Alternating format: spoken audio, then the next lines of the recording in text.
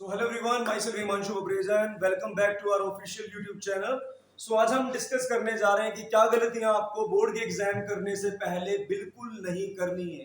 होता क्या है बेटा कि हम शुरू से लेकर एंड तक बहुत सारी प्रिपरेशन करते हैं, अलग अलग तरह के हमने सैंपल पेपर भी ट्राई किए हैं, बट अब जो टाइम आ गया है, अब आपके पास लेस देन 1 डे का टाइम बचा है। तो अभी के लिए क्या सबसे बेटर रह सकता है और एक्चुअली एग्जाम में कैसे प्रिपेयर करना है उसकी स्ट्रेटेजी हम डिस्कस करने आपसे जा रहे हैं। तो जी सबसे जो पहली चीज आपको ये है कि क्या होता है कि बेटा इस टाइम पर आकर, क्योंकि स्टूडेंट हो सकता है पहली बार बोर्ड दे रहे हो क्लास 10th के अंदर, ऑब्वियसली राइट। इससे पहले बोर्ड का पैटर्न रहता था कभी 8th क्लास के अंदर, बट अभी ऐसा कोई पैटर्न यहाँ पर नहीं है। तो पहला बोर्ड होता है यहाँ पर 10th क्लास के लिए, और ऐसा हो सकता है कि स्टूडेंट पैनिक कर जाए। सो बेटा आपको पैनिक बिल्कुल भी नहीं करना है। कई बार ऐसा लग सकता है आपको, एक मोमेंट पे आप पढ़ रहे हैं, आपको सब कुछ आता है, लेकिन जैसे बुक करी कुछ भी नहीं आता है। बेटा ऐसा इसलिए भी हो सकता है क्योंकि आप ओवरथिंक कर रहे हैं बहुत ज्यादा। तो इसके लिए आपको सिंपली करना क्या है, जरा उसको समझें। सबसे पहली चीज, आप अपने नोट्स को प्रॉपरली कवर करके चलें, और अपने इस समय का जो वक्त है, आपने मोस्टली पीवाईक्यू इस समय पढ़ लिए होंगे, कुछ भी नया आपको पढ़ने की जरूरत नहीं है, राइट। जो पुराना आपने प्रिपेयर कर लिया है उनको रिवाइज करें एटलीस्ट जब वो क्वेश्चन आते हैं, क्योंकि देखो साइंस का एग्जाम इतना ज्यादा मुश्किल आने वाला नहीं है, वो हर बार इजी ही आता है। ऐसा नहीं है कि सब कुछ आउट ऑफ द बॉक्स मिल जाएगा, पर एटलीस्ट जो एग्जाम आएगा उसे आप प्रॉपरली अटेंड तो कर पाए, राइट। तो इसके लिए बहुत जरूरी है कि अपने नोट्स को ढंग से प्रिपेयर कर लें। नोट्स बहुत बड़ा पार्ट रोल प्ले करते हैं यहाँ पर, राइट। सेकंड चीज, मैंने एमसीक्यू की सीरीज भी डाली है, सॉरी मैंने पीवाईक्यू की प्रॉपर सीरीज भी डाली है। यहाँ पर पीवाईक्यू क्वेश्चन करने बहुत जरूरी है, क्योंकि भाई साइंस के अंदर सब्जेक्ट में बात करूं तो यहाँ पर पीवाईक्यूज रिपीट होते हैं, पुराने टाइप के क्वेश्चन बार बार मिलते हैं, राइट। तो आपको पीवाईक्यू क्वेश्चन को अच्छे से एक बार देख लेना है। लेकिन कुछ बच्चे क्या करते हैं यहाँ पर गलती, कि एग्जाम से जस्ट पहले भी पढ़ रहे होते हैं। बेटा ऐसी गलती आपको बिल्कुल भी नहीं करनी है, सब आपने अवॉइड करना है। ये सब एंड टाइम पे बहुत ही ज्यादा प्रेशर आपके दिमाग पे क्रिएट करेगा, और होता क्या है बेटा, उस टाइम पर सब कुछ आने के बाद भी आप क्वेश्चन फिर कर नहीं पाओगे। बेटर क्या रहेगा बेटा, एक अच्छी नींद आप पर लेकर जाएं, और कुछ अराउंड 10 ओ क्लॉक 11 ओ क्लॉक के आसपास आप पढ़ना बंद कर दें और अच्छी नींद लें। बिकॉज होता क्या है कि जब आपको वहां पर क्वेश्चंस मिलते हैं, सपोज कर लेते हैं 2 पार्ट के अंदर आपको क्वेश्चन पूछा गया, पहला क्वेश्चन पूछा गया, बताओ जी इसके अंदर इसकी कॉन्फ़िगरेशन क्या है और इसके वैलेंस इलेक्ट्रॉन क्या है। समटाइम्स क्या होता है, टेकिंग एग्जांपल, समटाइम्स क्या होता है, पहला पार्ट पढ़ लेते हो क्योंकि वहां पर पॉइंट्स नहीं बने हुए, डॉट के बाद दूसरा क्वेश्चन है, तो आप कई बार क्या करते हैं, पहला पार्ट सोल्व करके आगे चले जाते हैं। या फिर बहुत बार ऐसा होता है कि क्वेश्चन आपका पूरा सोल्व नहीं हो पाते, और आप आकर देखते हो आपको क्वेश्चन आता है लेकिन वहां पर करना भूल जाते हो। ऐसा सब कुछ आपके साथ हो सकता है कि जब आप थोड़ी परेशानी में चल रहे हो। तो सबसे पहली चीज क्या, आपको क्या करना है, सबसे पहले नोट्स अच्छे से प्रिपेयर करें, पीवाईक्यू अच्छे से करके जाएं, और यहां पर मैं आपको बताने जा रहा हूं कि एग्जाम टाइम के अंदर क्या स्ट्रेटजी रखनी है। वो हमारा यहाँ पर मेन मुद्दा है कि आपको क्या गलतियां वहां पर इग्नोर करनी है। पर हमें इस बात का ध्यान भी रखना है, लास्ट नाइट स्टडी बिल्कुल भी नहीं करनी। कहीं ऐसा ना हो कि आप 1-2 बजे तक सिर्फ ये वीडियोस ही देख रहे हो, राइट। ये सब चीजों को आपने इग्नोर करना है। हो बस 10 बजे आपका सबसे आखिरी टाइम होना चाहिए, जब आप सब कुछ रिवाइज करके खत्म कर देंगे। और अगर आपको लगता है कि पीवाईक्यू के कुछ क्वेश्चंस आपको समझ आने में दिक्कत हो रही है, तो उसके लिए मैं लिंक डाल दूंगा। मैंने यहाँ पर प्रॉपरली एक एक क्वेश्चन पीरियडिक टेबल का यहाँ पर डाल रखा है सोल्व करके, तो आपको समझना, उससे रिलेटेड क्वेश्चन करना बहुत आसान हो जाएगा। और सेम क्वेश्चन आपको एग्जाम में मिलने वाले हैं, जैसा कि क्लास +2 केमिस्ट्री के अंदर भी हुआ। हर एक क्वेश्चन लगभग वही मिला जो कि हमने सोल्व कर रखा था। स्टूडेंट्स भी जब हमें ऐसे मैसेज भेजते हैं कि सर हमारा एग्जाम बहुत जबरदस्त हुआ, फोड़ कर आए, तो डेफिनेटली हमें बहुत अच्छा लगता है। तो चलो जी अब हम चलते हैं एग्जाम स्ट्रेटेजी पर, कि एग्जाम्स के अंदर आपने लिखना कैसा है। देखो हम यहाँ पर कनेक्ट करेंगे 3 डिफरेंट टीचर्स से आपको, जो अपने अपने सब्जेक्ट में क्या है, स्पेशलिस्ट है, राइट। अब होगा क्या इससे बेटा, हर कोई अपने सब्जेक्ट के बारे में बहुत ही बेस्ट आपको बता पाएगा, सो दैट कि आपके मार्क्स कटने के जो चांसेस है ना, वो बहुत ही कम हो जाए। तो सबसे पहले हम जो स्टार्ट करने जा रहे हैं केमिस्ट्री पार्ट, यहाँ पर आप देख सकते हो कि भाई क्वेश्चन की तो पैटर्न आपको पता है कि क्वेश्चन तो कितने मिलने वाले हैं। वैसे आपको इसका भी ध्यान देखो थोड़ा रखना चाहिए, बिकॉज ऐसा हो सकता है कि बेटा आप 2 मार्क्स और 3 मार्क्स की तरह देख सकते हैं। तो चलो जी, मैं सबसे पहला पार्ट यहाँ पर डिस्कस करने जा रहा हूँ। केमिस्ट्री के अंदर देखो बेटा, ऐसा नहीं होता कि हर एक क्वेश्चन का 1 नंबर होता है, आपको ऐसा लग सकता है, लेकिन इन एक्चुअल ये मार्क्स डिवाइडेड होते हैं हाफ हाफ पार्ट्स के अंदर, यानी कि एक क्वेश्चन का पूरा एक नंबर कभी भी नहीं होता। लाइक इन फिजिक्स सर बताएंगे आपको कि यूनिट्स में कैसे खेलते हैं वो। In chemistry I am telling first, look at here, यहाँ पर आधा नंबर किसका P लिखने का और आधा नंबर किसका R लिखने का। मैं यहाँ पर सैंपल पेपर सोल्व नहीं करवा रहा हूँ, मैं बता रहा हूँ कि एग्जाम में लिखना कैसे है। और सिमिलरली आधा नंबर यहाँ पर Y लिखने का, आधा नंबर Z लिखने का। तो जरा ध्यान से क्वेश्चन को देखते हैं। क्वेश्चन था क्या? क्वेश्चन में पूछा गया identify which will form covalent bond with carbon. कौन कार्बन के साथ कोवेलेंट बॉन्ड बनाने जा रहा है? तो बेटा इसके जो आंसर बन सकते हैं तो आपको उन आंसर को ध्यान से देखना है, और जो अगर दो आंसर बनते हैं तो दोनों को प्रॉपर्ली लिखना है। ये नहीं कि आप एक लिखकर छोड़ के चले जाएं, क्योंकि मैंने आपको यहाँ पर क्या बताया, देखो P का है आधा नंबर और R का भी क्या है, आधा नंबर। सिमिलरली कार्बन की वैलेंसी कितनी है, 4, और प्रॉपर्टी कैटिनेशन इसके भी क्या मार्क्स है बेटा, हाफ एंड हाफ मार्क्स यहाँ पर है। और हाँ, अगर आप रीजन को मिस करते हो बेटा तो डेफिनेटली यहाँ पर आपका आधा नंबर कटता है। तो यानी कि मैंने बोला था ना कि अगर आप प्रॉपर्ली नींद नहीं लेते हो या क्वेश्चन को ढंग से नहीं पढ़ते हो तो आपसे दिक्कत क्या आती है। देखो यहाँ पर पूछा between the two element WZ which will have a bigger size, bigger radius। अब देखो बच्चा इसका आंसर तो दे देगा, हाँ जी चलो जी रेडियस बड़ी किसकी है, यहाँ पर W क्या, उसने आंसर देके खत्म कर दिया। लेकिन ये कौन, ये नहीं पढ़ोगे तो फिर आधा नंबर कटवा कर आओगे, राइट। तो आपको फोकस करना है यहाँ पर, जो ये Y लिखा होता है ना। अब देखो होता क्या है, जहां पर 1 और 2 लिखा हो वहां तो बच्चा समझ जाता है, लेकिन जहां डॉट के बाद क्वेश्चन आ जाता है ना तो वो इग्नोर कर जाते हैं कि शायद ये क्वेश्चन है ही नहीं। लेकिन मैंने आपको बताया ना बेटा, इसका भी यहाँ पर आधा नंबर है। इसको न छोड़कर जाओगे तो यहाँ भी आपके लिए दिक्कतें आने वाली हैं। तो चलो जी एक क्वेश्चन हम देख लेते हैं। और जैसे कि क्वेश्चन यहाँ पर है, how many isomer are possible, draw the electron dot structure of branch isomer and how you will prove these are homologous. चलो जी 8th क्वेश्चन को जरा हम ध्यान से देखते हैं बेटा। यहाँ पर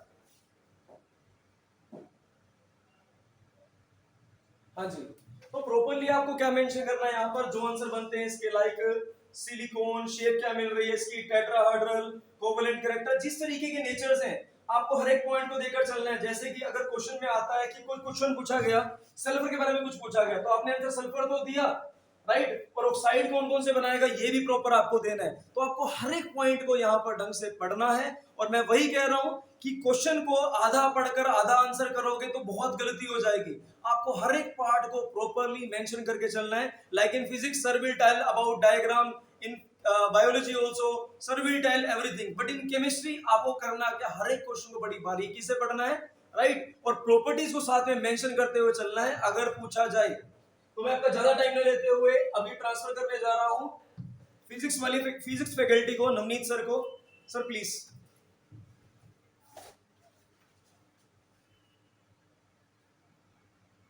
सो हे स्टूडेंट्स, अगर मैं फिजिक्स की बात करूं मजाक कर दिया सर, रिकॉर्डिंग हो रही है। तो अगर मैं फिजिक्स की बात करूं, फिजिक्स में जनरली जब भी आपको क्वेश्चन मिलेगा तो हमको बेसिकली 3-4 एरर्स पर ज्यादा ध्यान देना है। जैसे कि कभी भी बच्चा आंसर कई बार पूरा निकाल आता है लेकिन एंड में मीटर लिखना, ओम मीटर लिखना, सेंटीमीटर लिखना, या जो यूनिट्स है, बच्चा जल्दबाजी में कभी यूनिट्स लिखकर नहीं आता। और ऐसा यूनिट्स का हमेशा आधा नंबर होता है क्वेश्चन में। आप 3 नंबर के क्वेश्चन में अगर यूनिट नहीं लिखते तो आपका आधा नंबर वहीं कट जाता है, राइट। तो यूनिट्स पर ज्यादा ध्यान देना। कभी भी ओवर कॉन्फिडेंट में आकर ये ना बोलना कि यार मतलब 15 मिनट से मैं कैलकुलेशन कर रहा था, न्यूमेरिकल आ गया, सोल्व भी कर दिया, बट मैं मीटर नहीं लगा कर आया।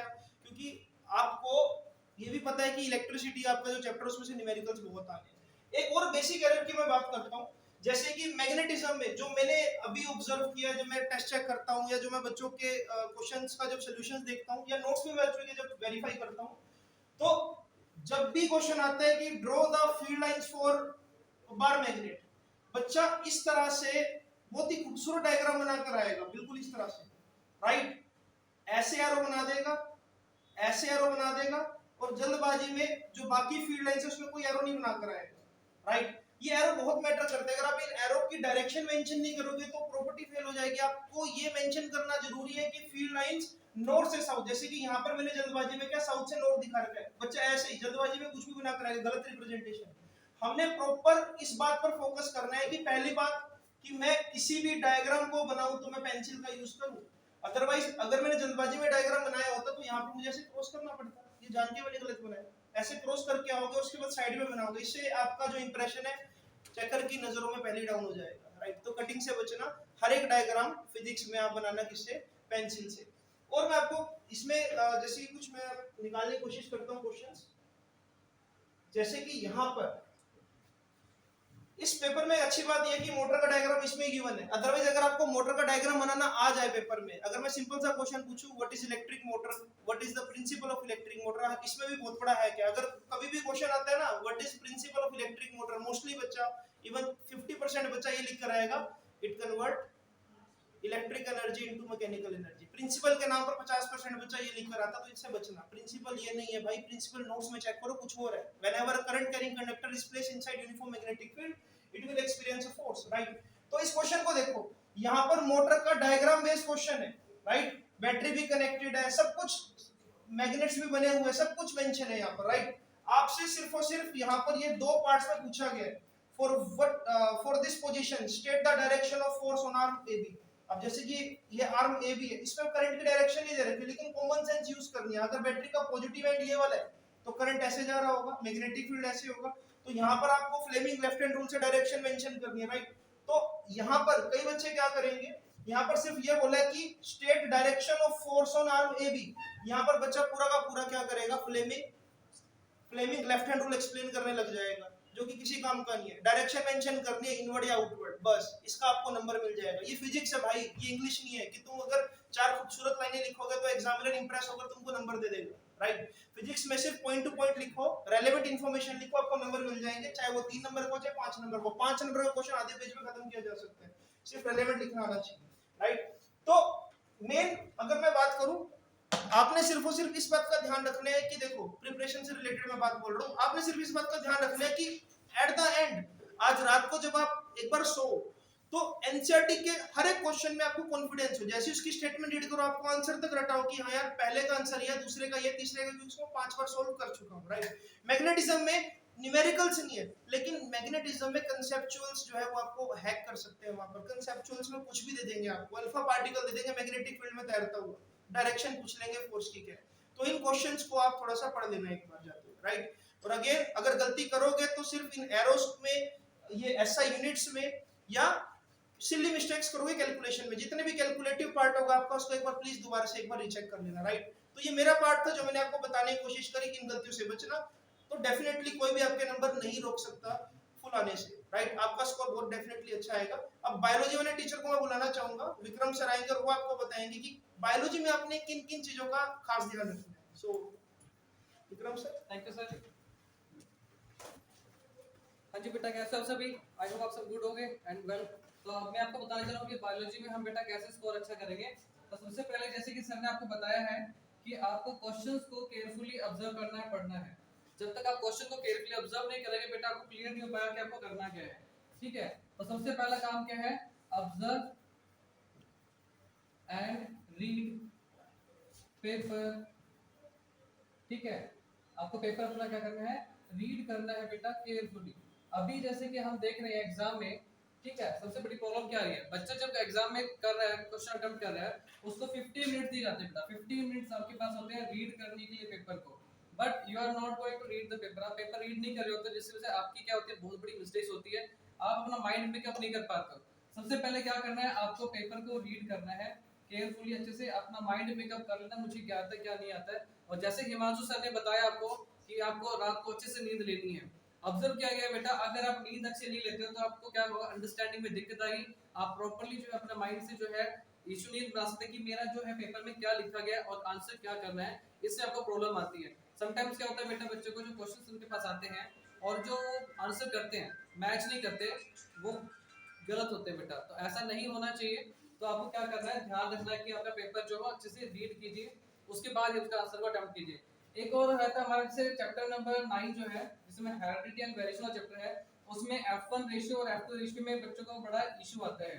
तो इसको कैसे क्लियर करेंगे, तो अगर बेटा कभी भी आपको क्या दिया गया हो, मोनो हाइब्रिड क्लोज दिया हो, कैसा दिया हो, मोनो हाइब्रिड क्लोज दिया गया हो, तो इसमें ध्यान रखना है हमेशा जो F2 रेशियो आएगी बेटा वो 3:1 आएगी, और F1 जो आते हैं बेटा हमेशा वो क्या होगा, एक ही पेरेंट्स का आएगा, जो कि डोमिनेंट कैरेक्टर होगा। जो डोमिनेंट कैरेक्टर होगा बेटा वही यहाँ पे क्या होगा, शो होगा। क्योंकि हमारे पास दो पेरेंट्स होते हैं, एक होता है मेल, दूसरा होता है फीमेल। तो इन दोनों पेरेंट्स में से किसी एक का कैरेक्टर यहाँ पे क्या करेगा, एक्सप्रेस करेगा। जैसे आपने देखा होगा टॉल प्लांट और जो हमारा दूसरा है ड्वार्फ प्लांट, दोनों को क्रॉस करते हैं तो हमारा प्लांट कोई एक यहाँ पे आता है, जो कैरेक्टर एक्सप्रेस करेगा वो क्या होगा, टॉल प्लांट होगा। तो यहाँ पर आपको ध्यान रखना कि टॉल प्लांट है, और जब इसको सेल्फ क्रॉस कराएंगे तो 3:1 आएगा। तो हमेशा बच्चों को क्रॉस करने वाला एक्सपेरिमेंट बहुत बार आया एग्जाम में, बच्चों को खुद बनाने के लिए भी आता है। तो ध्यान रखना कि फर्स्ट जनरेशन हमारी क्या होगी, जो भी दोनों में से कोई एक होगा वो टॉल होगा, और सेकंड जो F2 जनरेशन वो हमेशा क्या होती है, 3:1 होती है। और कई बार आता है हमारे पास डाइहाइब्रिड क्रॉस के लिए। तो ध्यान रखना बेटा, इसमें दूसरा पॉइंट क्या है, डाइहाइब्रिड क्रॉस। डाइहाइब्रिड क्रॉस में आपको क्या करना है कि यहाँ पे 2 कैरेक्टर्स दिए होंगे, कंट्रास्टिंग कैरेक्टर वाले 2 कैरेक्टर वहाँ पे होंगे, उन 2 कैरेक्टर ध्यान से देना होगा आपने। और उसके बाद वहाँ पे F2 रेशियो जो हमेशा आपको लिखनी है वो लिखनी है 9:3:1, जहाँ पे पेरेंटल कॉम्बिनेशन आपको ज्यादा मिलेंगे और नॉन पेरेंटल भी वहाँ पे आपको मिलते हैं। नॉन पेरेंटल कॉम्बिनेशन जो आते हैं ये आपको क्या शो करते हैं कि आपके पास क्या है, लॉ ऑफ इंडिपेंडेंट असॉर्टमेंट है, लॉ ऑफ इंडिपेंडेंट असॉर्टमेंट। तो आपको इस चीज का ध्यान रखना है और ये पढ़ेंगे। अगर कोई भी बेटा डाउट होगा आपको तो बिल्कुल आप मुझसे पूछ सकते हैं कभी भी, इसके लिंक से आपको बता दिया जाएगा। और बेटा मैं आपको बताऊंगा, आप ध्यान से पढ़िए, आपने बहुत अच्छी तैयारी की है और आई होप आप बहुत अच्छा रिजल्ट स्कोर करेंगे। All the best. आप हिमांशु साहब से कुछ बात करना चाहेंगे? ओके, तो एट लास्ट मैं आपको ये कहना चाहूँगा, किसी भी जंग को जीतने से पहले उसकी तैयारी बहुत अच्छी सी होनी चाहिए। देखो, एक बहुत ही पुराना प्रोवर्ब है जो कि आज भी उतना इफेक्टिव है, if you can not win in your mind you can not win in your life. जिंदगी में सबसे पहले आपके दिमाग में आपका जीतना जरूरी है, तभी आप जिंदगी में जीत सकते हैं। सो इसी के साथ मैं मेरी बहुत सारी विशेष आपके साथ हैं, and definitely you will score definitely well. And सब डायग्राम्स को, चाहे वो इलेक्ट्रॉन डॉट स्ट्रक्चर हो, चाहे फिजिक्स का हो, चाहे केमिस्ट्री का हो, हर एक को आपने डायग्राम को वेल लेबल्ड बनाने की कोशिश करनी है, राइट। प्रॉपरली उसको एरोज मेंशन करेंगे so that you can score really well, and वहां पर मौका ना मिले उन्हें एक भी मार्क्स काटने का। Thank you so much.